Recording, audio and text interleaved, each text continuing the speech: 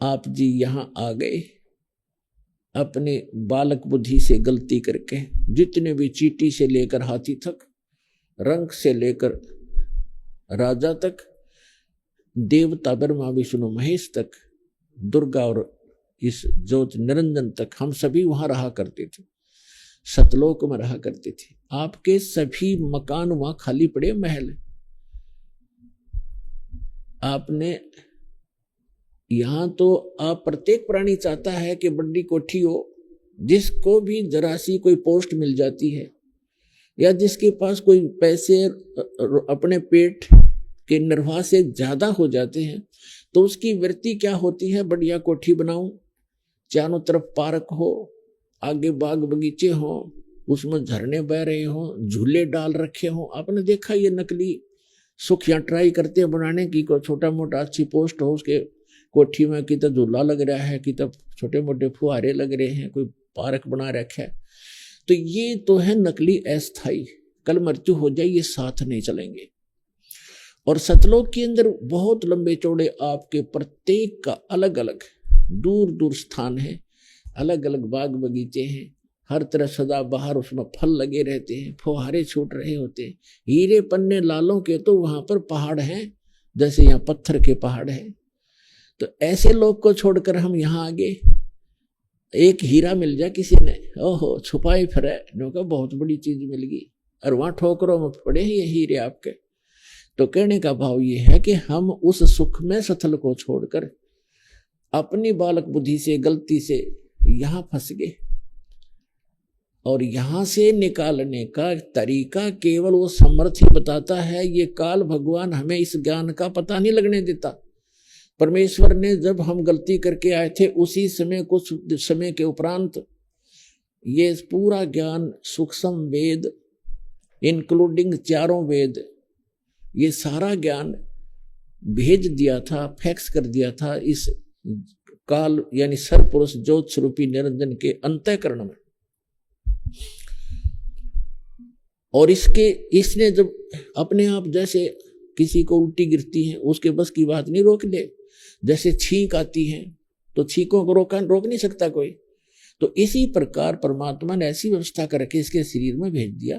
कुछ समय के बाद इसने ऐसे ही छींक आई और एकदम ये चारों वेद बाहर आ गए, समुद्र के ऊपर गिर गए, एक सुंदर सुसज्जित ट्रे के ऊपर। इसने ही चारों वेद उठाए, ये कम एक ही वेद था ये, इसने उसको पढ़ा, फिर इसने देखा कि इसके अंदर उस परमात्मा की पूरी जानकारी है, उस सतलोक की जानकारी है, वहां की व्यवस्था की जानकारी है, और मेरे अंतर्गत जितने प्राणी हैं इनको वो पता लग गया, सब भाग जाएंगे, और तेरे को श्राप लगा, इसको श्राप लगा है इसकी गलती से 1 लाख मानव शरीरधारी प्राणियों का नियत आहार करने का। तो इसको इस उद्देश्य से इसने उस सूक्ष्म वेद का वो पार्ट, वो अंग उसको निकाल दिया उसमें से, जिसमें उस लोक की जानकारी और उस भक्ति की विधि थी, वो थी भले ही कोड वर्ड्स में। तो इसने वो बिल्कुल जानकारी समाप्त कर दी, और वो वेद रख जरूर दिए, क्योंकि यहाँ के इसको भी चाहिए थे, इसके ऋषि मुनियों को इसमें जख मारने के लिए वो रख दिए, जिसमें कोई मोक्ष मार्ग नहीं है, ज्ञान अवश्य है इन चारों वेदों में। और मंत्र अपने अपने सत्र का छोड़ दिया, ओम मंत्र छोड़ दिया, बाकी खत्म कर दिया। तो जिस कारण से इस कंप्लीट स्पिरिचुअल नॉलेज को, यानी सारे दात्म ज्ञान को, और कंप्लीट मेथड ऑफ वर्शिप को, वे ऑफ वर्शिप को, कंप्लीट कोर्स, पूर्ण ये मोक्ष भक्ति मोक्ष मार्ग को, मोक्ष विधि को, और संपूर्ण कर्मों की जानकारी देने के लिए, इन सब को बताने के लिए वो परमेश्वर स्वयं आता, उस अक्षति को पूर्ति करने के लिए। और जो आज हम सत्संग सुन रहे हैं, ये उसी उपलक्ष्य में है कि वो परमात्मा आज से लगभग 600 वर्ष पूर्व सन 1398 में वो परमात्मा सतलोक से अपने निज स्थान से सुख में स्थान को छोड़कर अपनी आत्माओं के लिए, आपके लिए भटक रहे हैं भगवान। वहां से चलकर यहाँ भारतवर्ष की काशी शहर में, भारतवर्ष की नगरी काशी में एक लहर तारा नामक तालाब के अंदर एक कमल के फूल के ऊपर आकर विराजमान हो गए सतलोक से चलकर। और फिर वहां से एक नीरू नीमा नाम के जो निसंतान थे पति पत्नी, वो उठा ले गए। परमात्मा की परवरिश की लीला उन्हीं के माध्यम से हुई। और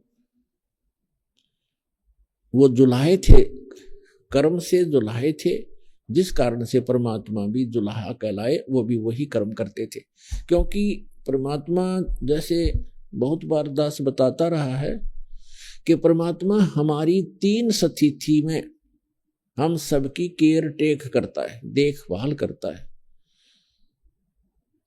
एक स्थिति में तो परमात्मा सतलोक में एक बहुत बड़े गुम्बज के अंदर, मंदिर नुमा एक बहुत बड़ा गुम्बज है, उसके मध्य में एक सिंहासन पर विराजमान है, तख्त पर, सिंहासन पर, तख्त पर, और सिर पे मुकुट है मालिक का। ऊपर एक बहुत बड़ा सफेद छत्र है। वहां जैसे राजा विराजमान होते हैं ऐसे बैठे हैं, और उनके एक रोमकूप में करोड़ सूर्य करोड़ चंद्रमा मिला दे, इतनी रोशनी उनके एक रोमकूप की समझो, और पूरी बॉडी की कितनी होगी अंडरस्टूड है।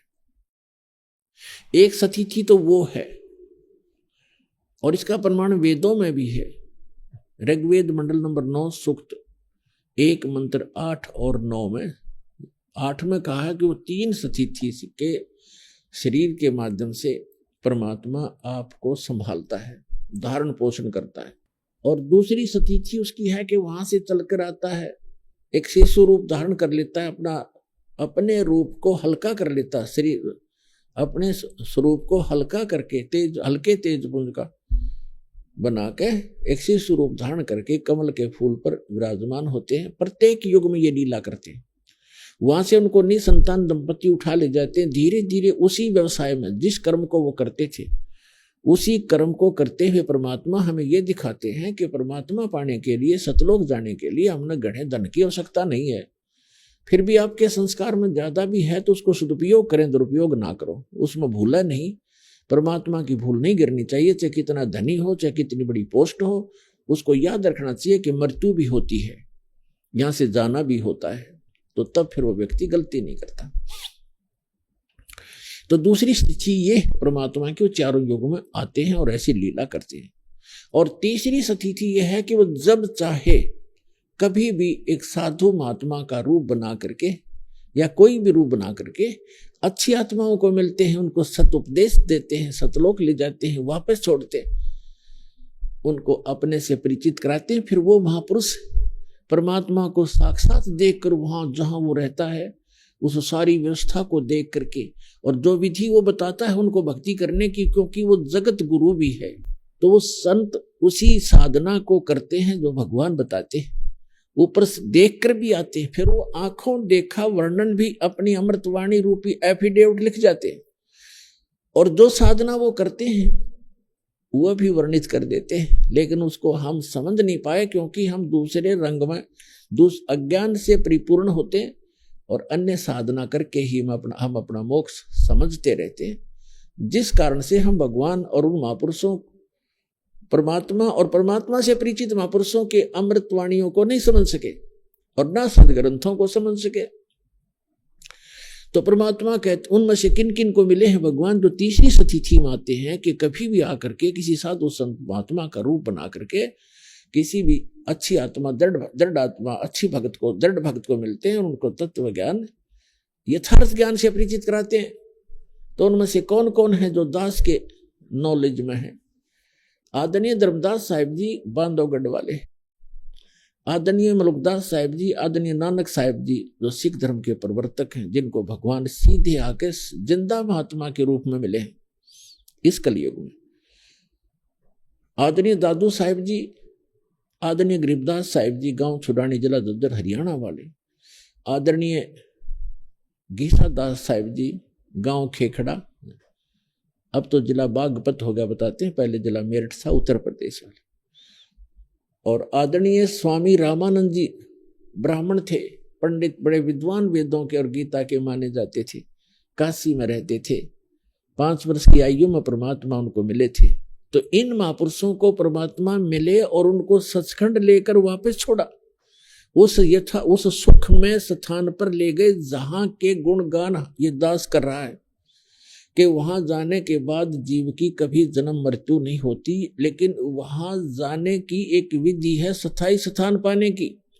वैसे तो सभी महापुरुष गए, उन्होंने सब ने यही कहा कि भगवान हमें यही रख लो। तो परमात्मा ने उनसे कहा कि बच्चों ऐसे नहीं रख सकेंगे, आप जाइए, आपको ऐसे मंत्र देंगे, आप शीघ्र ही धनी हो जाओगे सत भक्ति करके, और उस भक्ति की शक्ति से आप यहाँ आ सकोगे। तो उन्होंने ऐसा ही किया, भक्ति की जो यथार्थ भगवान ने बताई थी, और सतलोक चले गए, अपना आंखों देखा, जो भी विवरण था, जो साधना उन्होंने की, जो सतखंड जैसा है वहां ऐसी स्थिति है, वो अपनी अमृत वाणी में उन्होंने बोल बोल के लिखवा दी।